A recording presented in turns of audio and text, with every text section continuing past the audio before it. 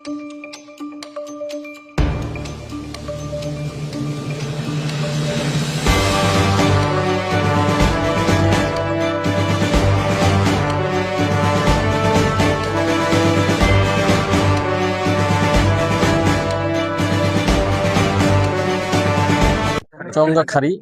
আমরা ঈদগাহ ময়দানে আসছি পরিদর্শন করার জন্য।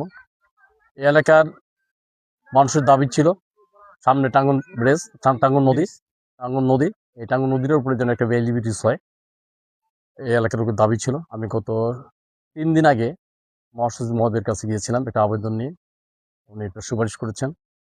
আপনার সুপারিশ নিয়ে আমি ঢাকায় সুপারিশ নিয়ে আপনার কি বলে এটাকে প্রধান প্রকৌশলীর কাছে, এলজিটির কাছে জমা দিয়েছি, রিসিভ নিয়ে আসছি।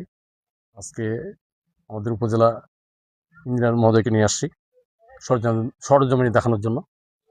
এই সরজমিনে দেখানোর পরে বরাদ্দ সাপেক্ষে এই ভ্যালি বৃষ্টি হবে ইনশাল্লাহ।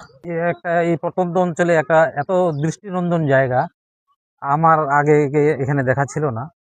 এখানকার সাবেক চেয়ারম্যান, আপনার কি নাম জানেন, কুতুবউদ্দিন, উনি আমাকে বারবার রিকোয়েস্ট করছেন এই এলাকায় আসার জন্য। যাই হোক, সৌভাগ্যক্রমে আজকে এখানে আসা হয়েছে।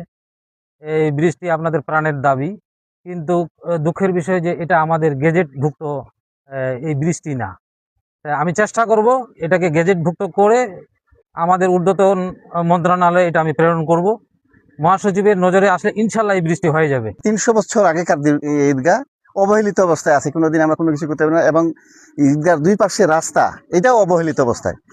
আমাদের ওই নদীর উপর ওই পারের লোক আসতে পারাপার হতে বহু কষ্ট, কারণ এখানে লোকে যাতায়াতের খুব অসুবিধা, নদীতে পানি বেশি।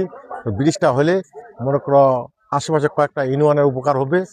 হাজার হাজার লোক এখানে নামাজ পড়ার জন্য আসে বর্ষাকালে তথা এখন এই মুহূর্তে যেহেতু নদীর ড্রেজিং করা আছে, এখনো গভীর পানি থাকার জন্য মানুষ স্বাচ্ছন্দ্যভাবে পারাপার হতে পারে না।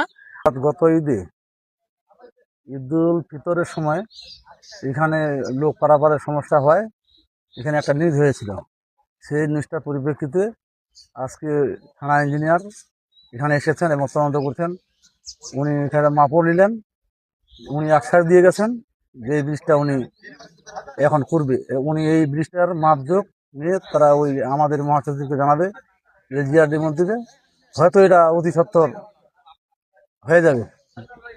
যেটা হয়তো হিমালয়ের পাশ থেকে আমি যেটা জানতে পেরেছি, হিমালয়ের পাশ থেকে একটা নিউজ হয়েছে। আমাকেও সেখানকার একটা পেপার দিয়ে গেছে, আমার কাছে পেপারটি আছে এখনো।